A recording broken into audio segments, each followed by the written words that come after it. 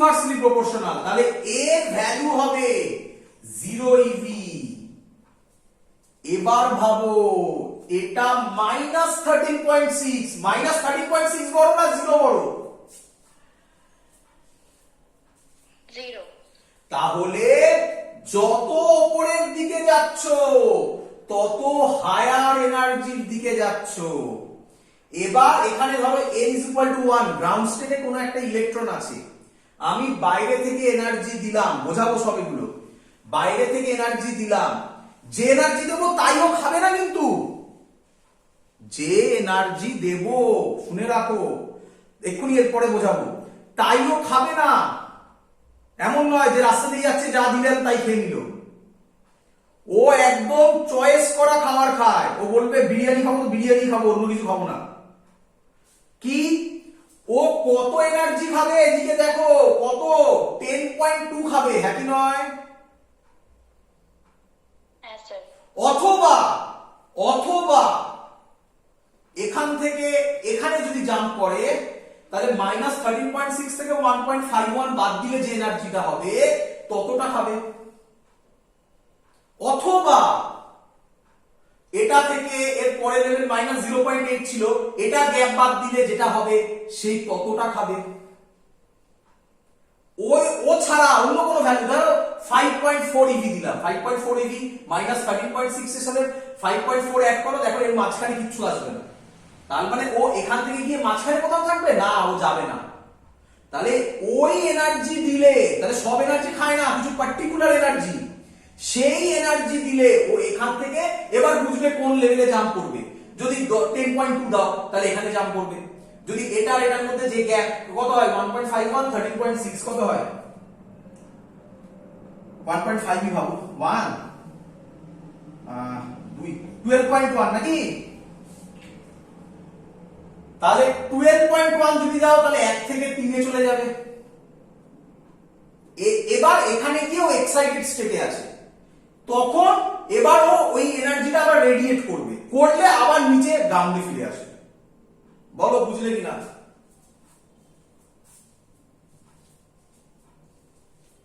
বলো। হ্যাঁ স্যার। যার ডাউট ছিল সে clear?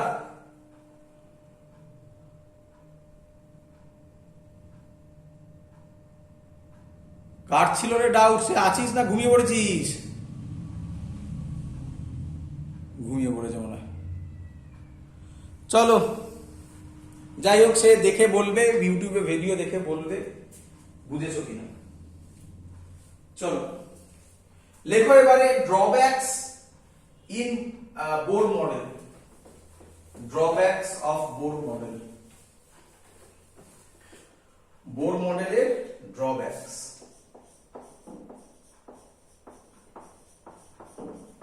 Drawback of Bohr models.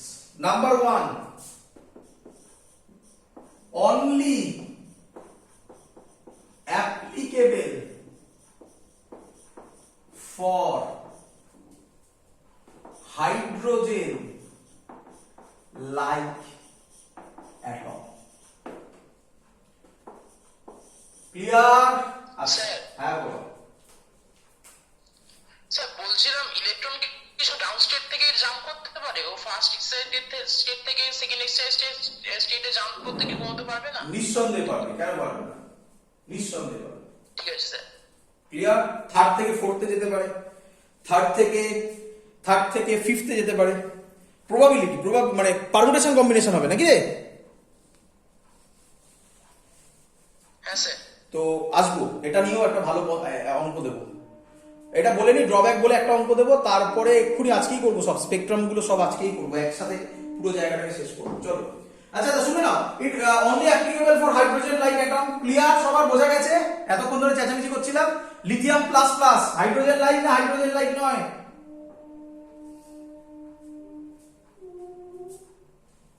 Hydrogen like. Helium plus hydrogen like না হাইড্রোজেন লাইক নয়? Hydrogen like. আচ্ছা, নাম্বার 2 লিখবে, it cannot explain the wave nature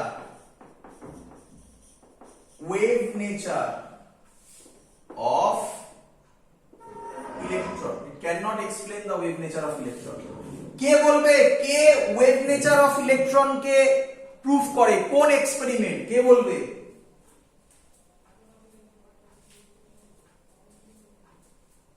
কে বলবে?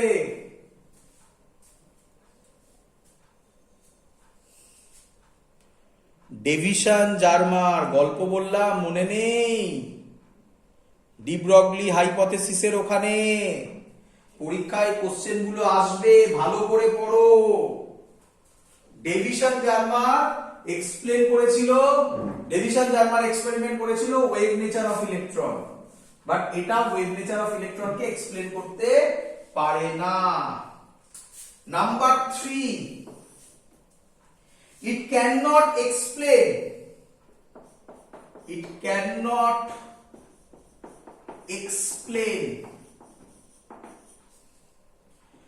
splitting of spectral lines,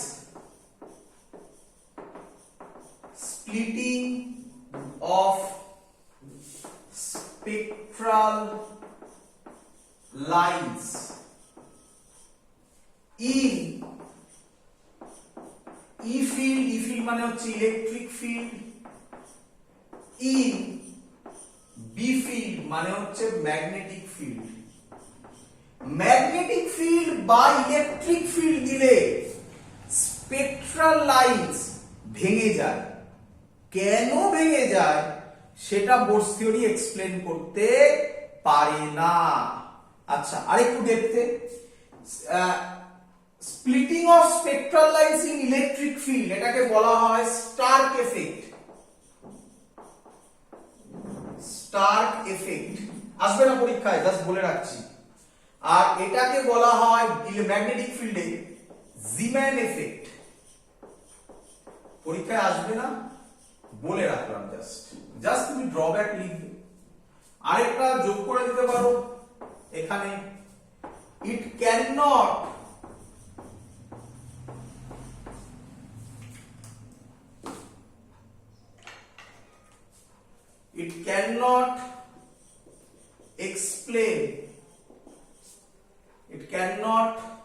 explain Heisenberg uncertainty principle. কেমিস্ট্রিতে পড়েছো uncertainty principal. এগুলো নিয়ে এখন দেখতে যাওয়ার কোনো মানে হয় না, টাইম ওয়েস্ট। জাস্ট ড্রব্যাক বলার জন্য লিখবে। মেন এই দুটো, এই তিনটে, একটা দুটো তিনটে, এগুলো অ্যাড করতে পারো। ক্লিয়ার সবার?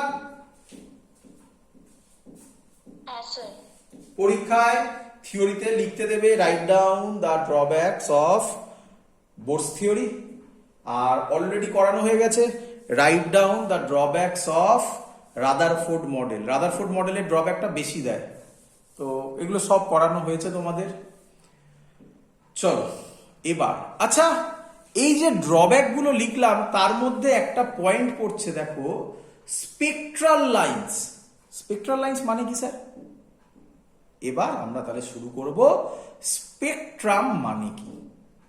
তো সত্যি কথা বলতে তোমাদের বইতে এর জন্য কোনো আলাদা টপিক নেই, তো আমরা আলাদা করে বলছি, ক্লিয়ার হয়ে যাবে, একদম সহজ জিনিস। তো স্পেকট্রাল লাইন্স নিয়ে আমরা একটু পড়াশোনা করব। তার আগে একটু অঙ্ক করে নি বাবা, সহজ অঙ্ক, একটাই অঙ্ক করাবো, কিছু নেই, করলেই তোমরা বুঝতে পারবে যে কতটা সহজ লেভেলের অঙ্ক আসে এখান থেকে। লেখো অঙ্ক।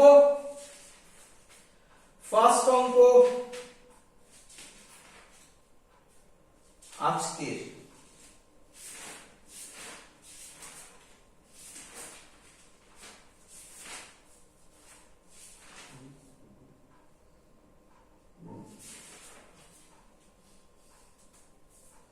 মুছে দিলাম।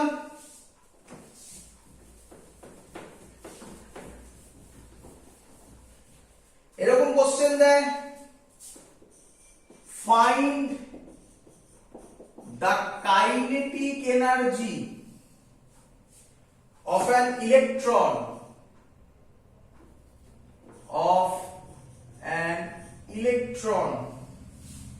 in second orbit second orbit of lithium plus plus. আমি আশা করব লিথিয়াম প্লাস প্লাস সম্পর্কে তোমাদের ক্লিয়ার আইডিয়া হয়ে গেছে। ক্লিয়ার সবার এত অবধি? Question clear? Yes, sir. আচ্ছা, এবার কি হবে শুনো। ম্যাক্সিমাম স্টুডেন্ট এই অঙ্কটাকে সলভ করবে। আচ্ছা স্যার কাইনেটিক এনার্জির ফর্মুলা শিখিয়েছিল। কাইনেটিক এনার্জির ফর্মুলা m(z²e⁴ মনে পড়ছে by 8 epsilon not square h² n² এরকম কিছু ছিল, স্কোয়ার ছিল মনে হয়। তো এত মুখস্থ করতে আমি বলিনি তো, আমি তো বলেছিলাম যে মুখস্থ করতে হবে না ওগুলো। কি মুখস্থ করতে বলেছিলাম তোমাকে? তোমাকে বলেছি আমি টোটাল এনার্জি ঠিক শেখালাম না, -13.6 z²/n² মুখস্থ করবে। বলো শিখিয়েছি কি শেখাইনি? ইভি কি রে? Yes, sir. কে আমায় বলবে এখানে দেখে লিথিয়ামের ক্ষেত্রে z কত হয়? 3. Very good, 3। আচ্ছা n কত বলে দিয়েছে?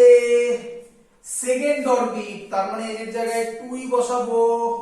আচ্ছা এই অঙ্কটা সোজা হয়ে গেল। অঙ্কটা সেকেন্ড অরবিট না দিয়ে যদি ব্র্যাকেটে দিত ফার্স্ট এক্সাইটেড স্টেট, তাহলে অনেক স্টুডেন্ট গোলালেও গোলাতে পারতো, একই নয়? Yes, sir. সেকেন্ড অরবিট তো সবাই n=2 বসিয়ে দেবে। ফার্স্ট এক্সাইটেড স্টেট হলে কিন্তু অনেকে গুলোবে, তাহলে সাবধান সেদিক থেকে। আচ্ছা টোটাল এনার্জি, স্যার আপনাকে কাইনেটিক এনার্জি বার করতে দিচ্ছি, আপনি টোটাল এনার্জি বার করছেন কেন? আরে করো না রে বাবা, দেখো কি হবে। -13.6 ইনটু 3² মানে 9, n² মানে 4। এটা করলে হবে রাফলি কত হবে? কত হবে? 4 দুগুণে 8, 2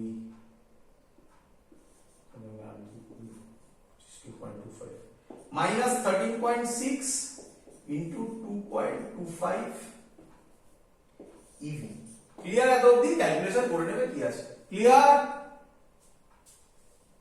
Yes, sir. আচ্ছা আরেকটা ফর্মুলা স্যার মনে আছে শিখিয়েছিল, আমি পুরোটা লিখছি, পুরোটা লাগবে না এখানে। Potential energy is equal two -2 kinetic energy is equal two +2 total energy. মনে পড়ছে শিখিয়েছিল স্যার? Yes, sir. আমার তো পোটেনশিয়াল এনার্জি লাগছে না, তাহলে আমার এটা নিয়ে ভেবে লাভ নেই। তাহলে কে বলবে কাইনেটিক এনার্জির সাথে টোটাল এনার্জির রিলেশন কি? কাইনেটিক এনার্জি হবে মাইনাস টোটাল এনার্জি, ঠিক বললাম? আরে বাবা কাইনেটিক এনার্জি 2 কাটবে, মাইনাস এদিকে যাবে। ক্লিয়ার? Yes, sir. তাহলে অঙ্ক সলভ হয়ে গেল। Is equal two total energy কত ছিল? এটা মাইনাস আছে মানে প্লাস হয়ে যাবে, +13.6 into 2.25 eV. Final answer. This is called kinetic energy. That's all. বুঝতে পেরেছো কিভাবে করবে? ফর্মুলাগুলো আমি শিখিয়েছি এই ট্রিক ইউজ করার জন্য। অত বড় ফর্মুলা তুমি যদি লিখেও ফেলো না, ভ্যালু বসিয়ে ক্যালকুলেট করতে গিয়ে অবস্থা খারাপ হয়ে যাবে তোমার। ক্যালকুলেটর থাকলে তাও পারবে না অনেকে, এত বড় বড় ভ্যালু হবে, গুলিয়ে ফেলবে। আর যাদের ক্যালকুলেটর নেই তাদের তো ছেড়েই দাও কথা। তো তারা এই প্রসেস, সবাই এই প্রসেসই শিখবে। ওইখানে ওগুলো ফর্মুলা ডিরাইভ করার জন্য, আর এগুলো হলো সেই ট্রিকগুলো যা দিয়ে আমরা অঙ্ক সলভ করব। ক্লিয়ার? সবার বোঝা গেছে? Yes, sir. কি অঙ্ক ঘোরাবে এরপরে? কাইনেটিক এনার্জি না বলে পোটেনশিয়াল এনার্জি বলে দিল, পোটেনশিয়াল এনার্জি না বলে ভেলোসিটি বলে দিল, রেডিয়াস বলে দিল, লিথিয়াম প্লাস প্লাস না দিয়ে হিলিয়াম প্লাস দিল। ব্যাস এই ঘোরাবে, আর কি ঘোরাবে? সেকেন্ড অরবিট না দিয়ে ফার্স্ট এক্সাইটেড স্টেট বা সেকেন্ড এক্সাইটেড স্টেট দিয়ে দিল। সেকেন্ড এক্সাইটেড স্টেট হলে এন এর ভ্যালু কত হবে কে বলবে? 3. 3। এই ঘোরাবে, আর কি ঘোরাতে পারে এখান থেকে? আর ঘোরানোর কোনো অঙ্কই নেই। That's all. ক্লিয়ার? Answer. চলো এগোচ্ছি তাহলে। এর পরের কনসেপ্ট কি, যেটা তোমাদের এক্ষুনি বললাম, লেখো স্পেকট্রাল লাইন্স বা অ্যাটমিক স্পেকট্রাম। তো এটা নিয়ে আলাদা করে বলছি যাতে তোমাদের ক্লিয়ার আইডিয়া হয়, তার জন্য লেখো atomic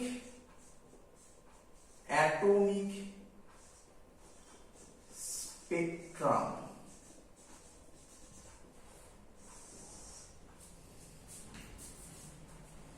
atomic spectrum.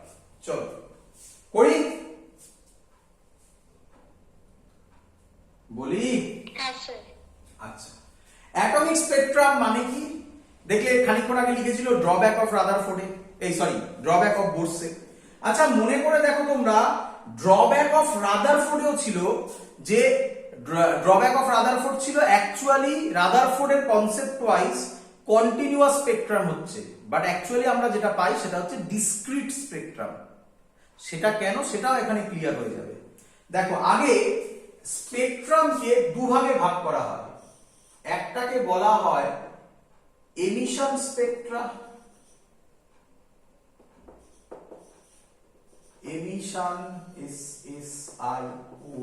Emission spectrum. আরেকটাকে বলা হয় অ্যাবজর্পশন স্পেকট্রাম। এমিশন স্পেকট্রাম, আরেকটাকে বলা হয় অ্যাবজর্পশন স্পেকট্রাম। চলো হয়েছে?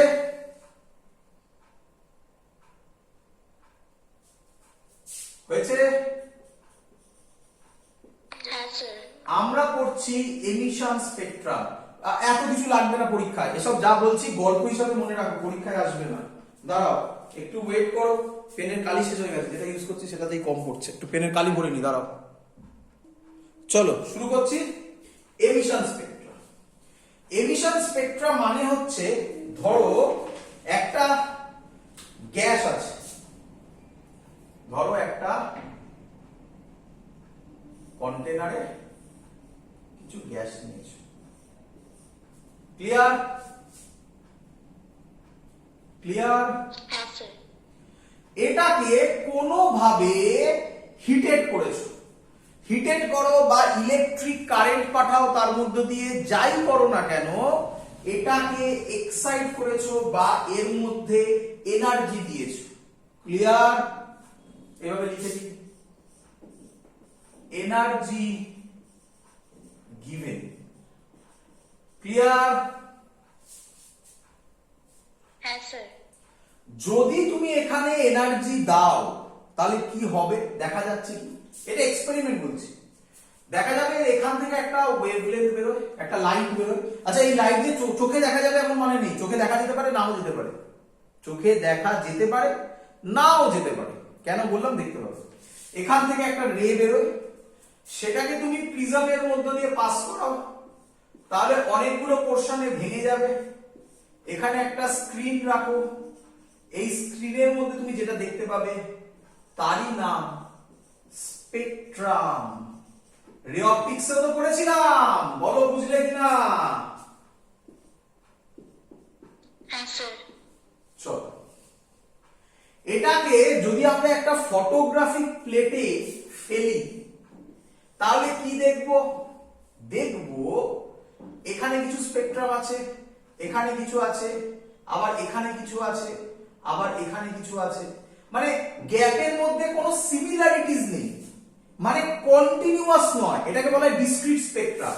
আর কন্টিনিউয়াস মানে কি রকম হবে দেখো, এই একটা সেম গ্যাপে এই একটা, এই একটা, এই একটা, একটু সরে গেল, যাই হোক, এই একটা, এই একটা, এই একটা, এই একটা, এই একটা, এটাকে বলা হয় কন্টিনিউয়াস স্পেকট্রাম।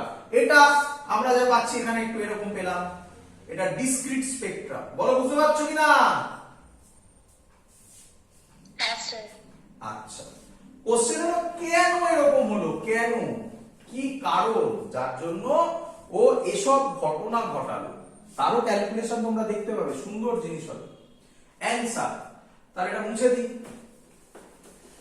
মুছে দিই, কি দাঁড়ালো?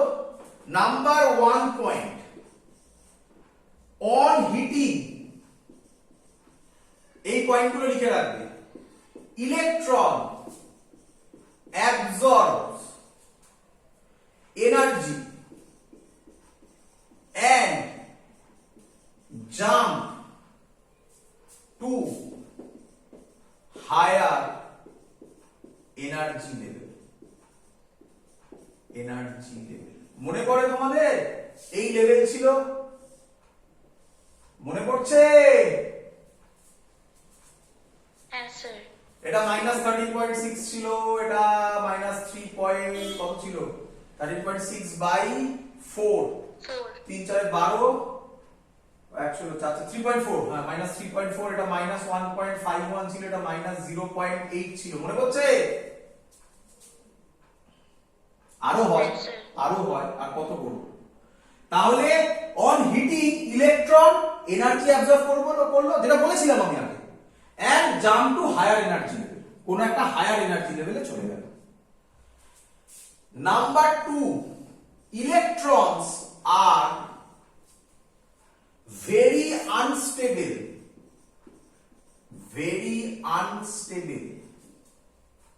in excited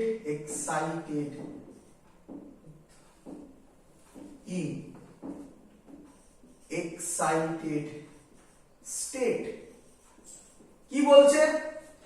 এই যে ইলেকট্রন গুলো এক্সাইটেড স্টেট গুলোতে গেল, সেখানে ইলেকট্রন গুলো স্টেবল নয়, এক্সাইটেড আনস্টেবল থাকে। এক্সাইটেড স্টেটে ইলেকট্রন গুলো ভেরি আনস্টেবল থাকে।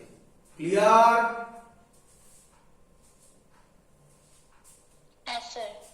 আচ্ছা, তাহলে ইলেকট্রন গুলো কি চাইবে ইলেকট্রন গুলো? বলো কি চাইবে ইলেকট্রন গুলো? সো ফিরে যেতে। একদম, ইলেকট্রনস আর radiating energy and return to excited state. বলো বুঝলে কিনা? হ্যাঁ স্যার। আচ্ছা, এবার ভালো করে শুনবে। আচ্ছা, এখান থেকে যদি এখানে যায়, কেউ একটা কোশ্চেন করেছিল, আমি ছবি এঁকে দেখাচ্ছি, ভালো করে শোনো। এখান থেকে ভালো করে দেখবে আমার ছবিটা, এখানে গেল, এখান থেকে এখানে যাওয়ার জন্য যে এনার্জি নেবে, যখন ও এখান থেকে এখানে ব্যাক করবে, সেম এনার্জি রেডিয়েট করবে। বলো বুঝলে কিনা?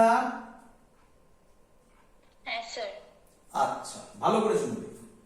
ধরো কথার কথা, এখান থেকে এখানে যখন ব্যাক করবে, তখন কি এই এনার্জিটা আর এই এনার্জিটা সেম হবে না ডিফারেন্ট হবে?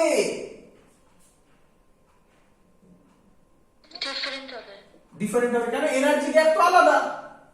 আচ্ছা, কথার কথা, এখান থেকে এখানেও ব্যাক করতে পারে। কেউ একটা আমাকে বলেছিল যে স্যার, 1 থেকে কি 2 তেই যাবে, 2 থেকে 3 এ যেতে পারে না? 2 থেকে যদি 3 এ যায়, 3 থেকে 2 তেও তো ব্যাক করতে পারবে। কি রে?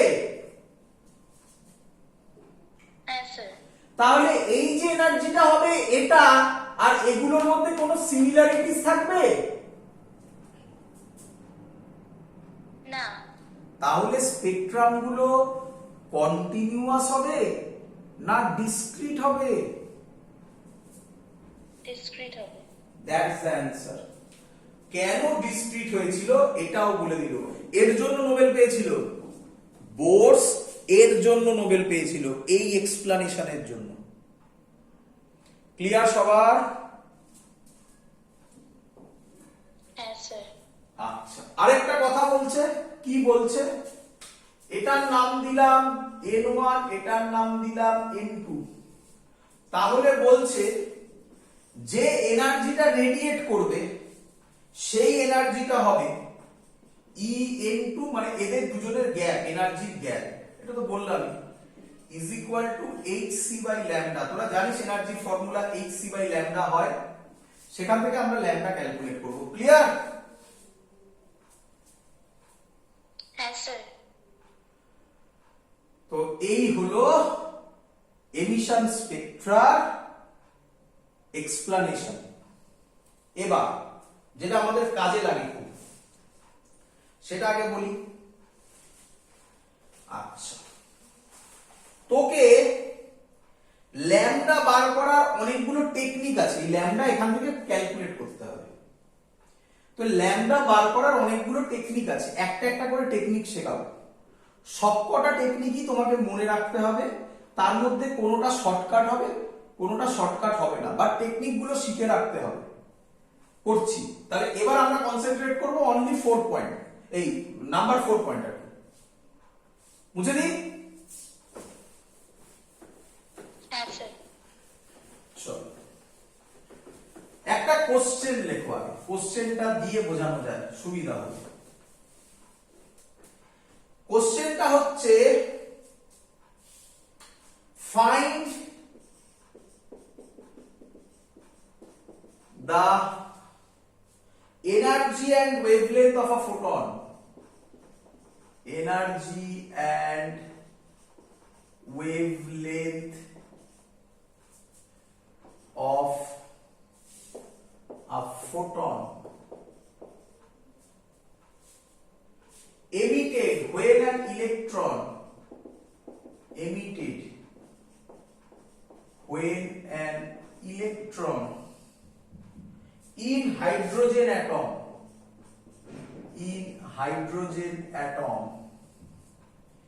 makes transition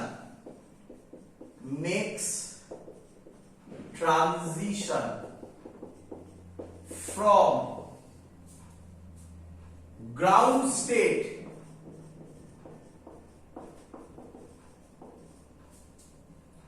to second excited state। এই ছিল কোশ্চেন।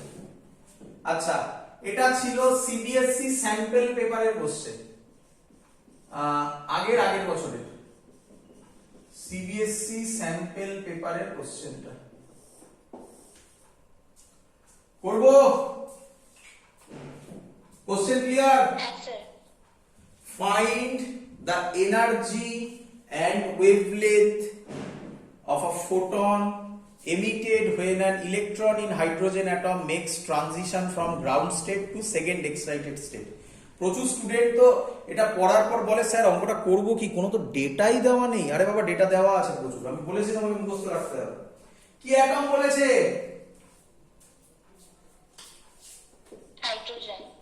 হাইড্রোজেন অ্যাটম বলেছে। হাইড্রোজেন অ্যাটমের এটা কি স্টেট বলেছে? Ground state. Ground state n1 হলে তার ভ্যালু হয় -13.6 CV। কি হ্যাঁ কি নয়? হ্যাঁ স্যার। মনে রাখতে হবে, বললাম তো। টু সেকেন্ড এক্সাইটেড স্টেট, তার লোকে n এর জায়গায় কত বসাবে? 2 বসাবে তো। না স্যার, 3। কেন? একদম n = 1 হলে তো গ্রাউন্ড স্টেট হয়। একদম n = 1 হলে গ্রাউন্ড স্টেট, n = 2 হলে second first excited state, n = 3 হলে সেকেন্ড এক্সাইটেড স্টেট। n3 হলে মনে আছে 13.6, ওটা ছিল -3.4 ছিল মনে হয়, -1.51 ছিল নাকি রে? হ্যাঁ স্যার। আচ্ছা, তাহলে অঙ্ক সলভ। আমি লিখতে পারি En2 En1। এখানে স্টুডেন্টরা গুলোয় অনেকটা, ভালো করে তাকাও। যারা ভাবছো n2 মানে n এর ভ্যালু 2, তারা ভুল ভাবছো। আরে এটা ফর্মুলা, n2 মানে যা ইচ্ছা হতে পারে। n2 মানে হচ্ছে গিয়ে, মানে এদিকে তাকাও, এটাকে বলা হচ্ছে n1, এটা হচ্ছে n2 এখানে। কথার কথা, এই ছবিটা না হয় এটা n1 হলো, এটা হলো n2। আরে বাবা, যেটা ফাইনাল সেটা হচ্ছে en2, যেটা ইনিশিয়াল সেটা হচ্ছে en1। এই n2 মানে এটা নয় যে 2 নম্বর অরবিট মানে n = 2, না এটা নয়। en2 মানে হচ্ছে, আচ্ছা ছেড়ে তোমাদের ভুল হবে তো, তোমরা এটা ফর্মুলা ইউজ করো, আমার ভুল হয়েছে, এইটা ফর্মুলা ইউজ করো, আর ঝামেলা হবে না জীবনে। চলো ওটা একটু চেঞ্জ করে নিও, আমি মুছে দিয়েছি। 4 নম্বর পয়েন্টটাকে বলো EF - EI। বলো ক্লিয়ার কিনা এবারে? হ্যাঁ sir. F for final, I for initial। চলো ব্যাস, অঙ্ক তো হয়ে গেল। hc/λ is equal to, বলো EF কত ছিল, ফাইনাল কোনটা ছিল, এটা -1.51 -13.6, কত হবে 12 পয়েন্ট প্লাস, তাই তো 12.09 নাকি ইভি। কিন্তু এটা কার ভ্যালু বেরোলো, hc/λ। তাহলে ল্যামডা কত হবে স্যার, hc/12.09 ইভি। ক্লিয়ার?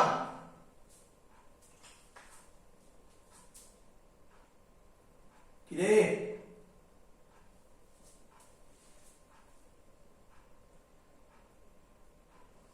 কিরে বলবি তো?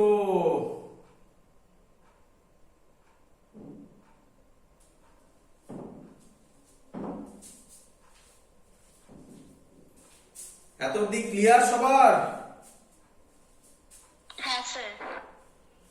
এবার h এর ভ্যালু কি বসাবো? যারা যারা ভাবছো h এর ভ্যালু প্ল্যাঙ্কস কনস্ট্যান্ট, c এর ভ্যালু 3 × 10⁸ না, কি করবে দেখো, শিখিয়েছিলাম আমি কোন ক্লাসে, 1 2 3 7 5 12.09 ইভি, এটা হবে ইভি অ্যামস্ট্রং।